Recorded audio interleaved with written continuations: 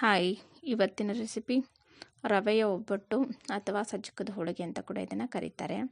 ಈ ರೆಸಿಪಿ ಮಾಡೋಕ್ಕೆ ನಾವು 1 ಕಪ್ಪು ಗೋಧಿ ಹಿಟ್ಟು, 1 ಕಪ್ಪು ಮೈದಾ ಹಿಟ್ಟು, ಈ ಎರಡೂ ಹಿಟ್ಟನ್ನು ಸಮ ಪ್ರಮಾಣದಲ್ಲಿ ತಗೊಂಡು ಚೆನ್ನಾಗಿ ಕಲಿಸ್ಕೊಬೇಕು.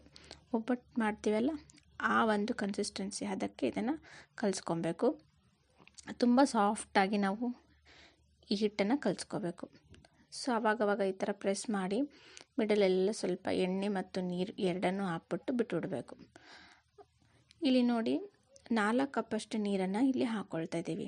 ಯಾಕಂದರೆ 2 ಕಪ್ಪಷ್ಟು ಆಗೋಷ್ಟು ರವೆ ತೊಗೊಳ್ತಾ ಇದ್ದೀನಿ. ಯಾವ ಕಪ್ಪಲ್ಲಿ ನೀವು ಅಳತೆಯಲ್ಲಿ ರವೆನ ತೊಗೊಂಡಿರ್ತೀರ ಆ ಕಪ್ಪಲ್ಲಿ 2ರಷ್ಟು ನೀರನ್ನ ತೊಗೋಬೇಕು. ಸೊ ನೀರನ್ನು ನಾವು 4 ಕಪ್ ನೀರನ್ನು ಹಾಕ್ಕೊಂಡಿದ್ದೀವಿ. ಅದನ್ನು ಚೆನ್ನಾಗಿ ಕುದಿಯೋಕ್ಕೆ ಬಿಟ್ಬಿಡಬೇಕು. ನೀರು ಈ ಥರ ಕುದಿಯೋವಾಗ ಬೆಲ್ಲನ ಜಜ್ಜಿಟ್ಕೊಂಡಿರ್ತೀವಲ್ಲ ಆ ಬೆಲ್ಲನ ಕೂಡ ಹಾಕ್ಕೋಬೇಕು. ಎಷ್ಟು ರವೆ ತೊಗೊಂಡಿರ್ತೀವ ಅದೇ ಪ್ರಮಾಣಕ್ಕೆ ನಾವು ಬೆಲ್ಲ ಕೂಡ ತೊಗೋಬೇಕು. ಬೆಲ್ಲ ಏನು ಚೆನ್ನಾಗಿ ಕರಗಬೇಕು ನೀರಲ್ಲಿ, ಅಲ್ಲಿವರೆಗೂ ನಾವು ಇದನ್ನು ಕುದಿಸ್ಕೊಬೇಕು. ನಾವು ಪಾಕ ತೆಗಿಬೇಕಂತ ಏನಿಲ್ಲ.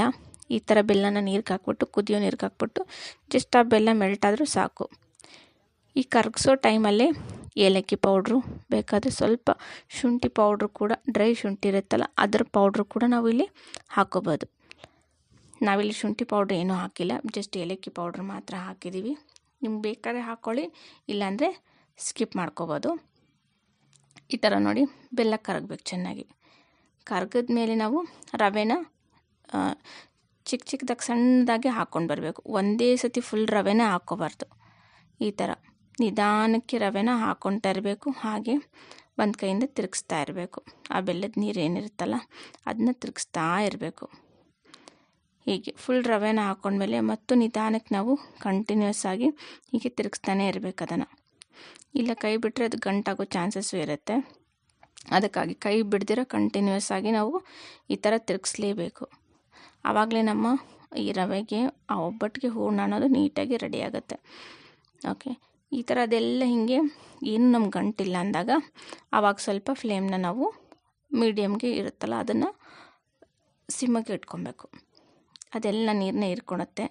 ನೀರು ಹೀರ್ಕೊಂಡು ಚೆನ್ನಾಗಿ ಹಿಂಗೆ ಕುದೀತಾ ಇರಬೇಕು. ನೋಡಿ ಈ ಥರ ಸ್ವಲ್ಪ ಗಟ್ಟಿ ಆಗುತ್ತೆ. ತುಂಬ ಗಟ್ಟಿಯಾಗಿ ಕೂಡ ನಾವು ಮಾಡಿಕೊಂಡ್ರೂ ಒಬ್ಬಟ್ಟು ಮಾಡೋಕ್ಕಾಗಲ್ಲ. ಸ್ವಲ್ಪ ಈ ಥರ ಎಲ್ಲ ನೀರೆಲ್ಲ ಹೋದ್ಮೇಲೆ ಅದು ಕುದೀತಾ ಇರುತ್ತಲ್ಲ ಅಷ್ಟಕ್ಕೆ ನಾವು ಆಫ್ ಮಾಡ್ಕೋಬೇಕು. ಹಿಟ್ಟನ್ನ ಮುದ್ದೆ ನೆನೆಸಿರೋದ್ರಿಂದ ಇನ್ನೊಂದೆರಡು ಸತಿ ಚೆನ್ನಾಗಿ ಅದನ್ನ ನಾದ್ಕೊಬೇಕು. ಹೀಗೆ ಮತ್ತೆ ಒಂದೆರಡು ಸತಿ ಅದನ್ನು ಚೆನ್ನಾಗಿ ಈ ಥರ ಕಲಿಸ್ಕೊಬೇಕು. ಅದಾದಮೇಲೆ ಚಿಕ್ಕದಾಗಿ ಹಿಟ್ಟಿನ ಒಂದು ಒಬ್ಬಟ್ಟು ಮಾಡೋಕ್ಕೆ ನಾವು ಒಂದು ಮೀಡಿಯಮ್ ಸೈಜ್ಗೆ ಒಬ್ಬಟ್ಟು ಮಾಡ್ತಾಯಿದ್ದೀವಿ. ಹಾಗಾಗಿ ಸ್ವಲ್ಪ ಹಿಟ್ಟನ್ನೇ ತಗೊಂಡು ಬಿಸಿ ಇರುವಾಗಲೇ ಸ್ವಲ್ಪ ಅದನ್ನು ಉಂಡೆ ಥರ ಮಾಡ್ಕೊಬೇಕು. ಹೂರ್ಣನ ಈ ಥರ ನೋಡಿ ಹೀಗೆ ಕಲಸಿ ಇನ್ನೊಂದೆರಡು ಸತಿ ಎಣ್ಣೆನ ಹಾಕ್ಕೊಬೇಕು. ಹಿಟ್ಟನ್ನ ಎಷ್ಟು ಚೆನ್ನಾಗಿ ನಾವು ನಾದ್ಕೊಳ್ತೀವಿ ಅಷ್ಟು ಚೆನ್ನಾಗಿ ಒಬ್ಬಟ್ಟು ಬರುತ್ತೆ. ಇವತ್ತಿನ ನಮ್ಮ ಕಿಚನಲ್ಲಿ ನಮ್ಮಮ್ಮಗೆ ಇಷ್ಟು. ಸೊ ಹಾಗಾಗಿ ಹೇಗೆ ಒಬ್ಬಟ್ಟು ಮಾಡೋದಂತ ನಮ್ಮಮ್ಮ ತೋರಿಸ್ತಾ ಇದ್ದಾರೆ.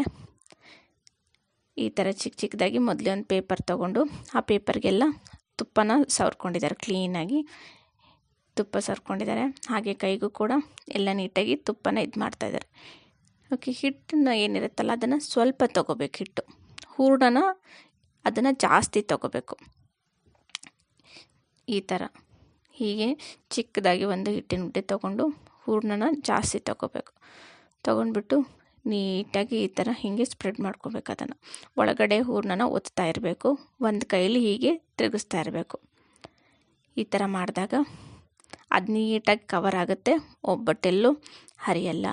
ಸೊ ಅಮ್ಮನಿಗೆ ತುಂಬ ಚೆನ್ನಾಗಿ ಎಕ್ಸ್ಪೀರಿಯೆನ್ಸ್ ಇದೆ. ಸೊ ಅವರು ಪ್ರಾಕ್ಟೀಸು. ಸೊ ಈ ಥರ ನೀಟಾಗಿ ಮಾಡಿಬಿಡ್ತಾರೆ. ನಾನು ಮಾಡಬೇಕಂದ್ರೆ ಸ್ವಲ್ಪ ಟೈಮ್ ತೊಗೊಂಡು ಮಾಡ್ತೀನಿ. ಅವರು ನೀಟಾಗಿ ಈ ಥರ ಮಾಡ್ಕೊಂಡ್ಬಿಡ್ತಾರೆ. ಸೊ ಹೀಗೆ ಎಕ್ಸ್ಟ್ರಾ ಇರೋ ಹಿಟ್ಟನ್ನು ಕೂಡ ಅದನ್ನು ನೀಟಾಗಿ ಇಲ್ಲಿ ಕವರ್ ಮಾಡಿಬಿಡ್ಬೇಕು. ಸೊ ಆವಾಗ ಒಬ್ಬಟ್ಟು ಅನ್ನೋದೇನಿರುತ್ತಲ್ಲ ಅದು ಹರಿಯಲ್ಲ. ಇನ್ನೊಂದು ಸ್ವಲ್ಪ ತುಪ್ಪ ಇಲ್ಲ ಎಣ್ಣೆ ಯಾವುದು ಸ್ಪ್ರೆಡ್ ಮಾಡಿಕೊಂಡ್ರೂ ನಡೆಯುತ್ತೆ. ಸ್ವಲ್ಪ ಎಣ್ಣೆನೇ ಜಾಸ್ತಿನೇ ಬೇಕು. ಈ ಥರ ನೀಟಾಗಿ ಹೀಗೆ ಒಬ್ಬಟ್ಟನ್ನ ಹೇಗೆ ತಟ್ಕೊತೀವಲ್ಲ ಅದೇ ಥರ. ಬಟ್ ಇದಂದರೆ ತುಂಬ ಸಾಫ್ಟಾಗಿರೋದ್ರೆ ನಾವಿಲ್ಲಿ ಲಟ್ಟಿಸ್ದು ಇದು ಬರುತ್ತಲ್ಲ ಚಪಾತಿ ಲಟ್ಸೋದೆಲ್ಲ ಅದನ್ನ ತೊಗೊಂಡು ಈ ಥರ ಲಟ್ಸ್ಕೊಂಡ್ಬಿಡ್ತೀವಿ. ನೀವು ಕೈಯಿಂದ ಹಾಗೆ ಬೇಕಾದರೂ ತಟ್ಕೋಬೋದು, ಇಲ್ಲ ಈ ಥರ ಲಟ್ಸ್ಬಿಟ್ಟು ಹಿಂಗೆ ಮಾಡ್ತೀರಂದರೆ ಹೇಗಾದರೂ ಮಾಡ್ಬೋದು. ಎರಡಕ್ಕೂ ಕೂಡ ಇದು ತುಂಬ ಕಂಫರ್ಟಬಲಾಗಿ ಇರುತ್ತೆ. ಸೊ ಮೊದಲೇ ಹಂಚನ್ನ ಕಾಯಕ್ಕೆ ಇಟ್ಕೊಂಡ್ಬಿಡಬೇಕು. ಇದು ಬೇಯಿಸೋದು ಕೂಡ ತುಂಬ ಈಸಿ, ಯಾಕಂದರೆ ಆಲ್ರೆಡಿ ಒಂದು ಸತಿ ಕುದಿಸಿರ್ತೀವಿ ಚೆನ್ನಾಗಿ. ಸೊ ನೀಟಾಗಿ ಬೇಗನೆ ಆಗಿಬಿಡುತ್ತೆ, ಮಾಡೋದು ಕೂಡ ತುಂಬ ಈಸಿ. ಇದನ್ನು ಅಂದರೆ ಏನು ಕೇರ್ಫುಲ್ಲಾಗಿರಬೇಕು ಅಂದರೆ ಇದು ಗಂಟಾಗ್ದಿರ ನಾವು ಹೂರಣನ ತಿರುಗಿಸೋದು, ಆಮೇಲೆ ಹಿಟ್ಟನ್ನ ಮೊದಲೇ ಕಲಿಸ್ಕೊಂಡು ಇಡೋದು.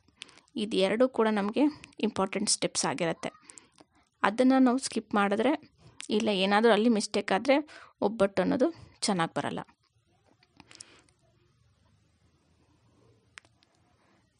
ಸೊ ಹಂಚನ ಕಾಯಕ್ಕಿಲ್ಲಿ ಇಟ್ಕೊಂಡಿದ್ದೀವಿ. ಇಲ್ಲಿ ಇನ್ನೊಂದು ಏನು ಮಾಡಬೇಕಂದ್ರೆ, ರವೆ ಇರುತ್ತಲ್ಲ ಅದನ್ನು ಹುರಿಯೋ ಅವಶ್ಯಕತೆ ಇರಲ್ಲ. ರವೆನ ಹುರಿದಿರ ನಾವು ಈ ಥರ ಮಾಡ್ಕೊಬೇಕು. ಇಲ್ಲ ರವೆನ ಹುರಿದ್ಬಿಟ್ಟು ಹಾಕ್ಕೊಂಡ್ರೆ ಅದು ಚೆನ್ನಾಗಾಗಲ್ಲ ಒಬ್ಬಟ್ಟಿಗೆ. ರವೆನ ಹುರಿದಿರ ಹಾಗೆ ನೀರಲ್ಲಿ ನಾವು ಆ ಹೂರಣಕ್ಕೆ ರೆಡಿ ಮಾಡ್ಕೋಬೇಕು. ಓಕೆ, ಇಲ್ಲಿ ನೋಡಿ ಹಂಚು ಕಾಯ್ದಿದೆ, ಒಬ್ಬಟ್ಟನ್ನ ಹಾಕಿದ್ದಾರೆ. ಇಲ್ಲಿ ಮತ್ತೆ ನಾವು 1 ಸ್ಪೂನ್ ಎಣ್ಣೆನೋ ಇಲ್ಲ ತುಪ್ಪನೋ ಒಬ್ಬಟ್ಟನ್ನ ಬೇಯಿಸೋಕ್ಕೆ ಹಾಕೋಬೇಕು. ಒಂದು 2 ಮಿನಿಟ್ಸ್ ನಾವು ಹಾಗೆ ಬಿಡಬೇಕು. ಆಮೇಲೆ ಇದನ್ನು ತಿರುಗಿಸ್ಕೊಬೇಕು.